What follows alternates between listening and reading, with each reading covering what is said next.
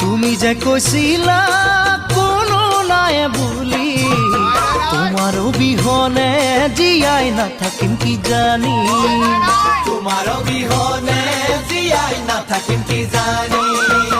গহনা মই গঢ়াইছিলো চাকৰিৰ ধনেৰে, ভাবিছিলো সদায় তুমি থাকিবা মোৰ কাষতে। অ মনালিছা ইমানেই ধুনীয়া, গোলাপৰ পাহি যেন তোমাৰ ধুনীয়া চেহেৰা, গোলাপৰ পাহি যেন তোমাৰ ধুনীয়া চেহেৰা।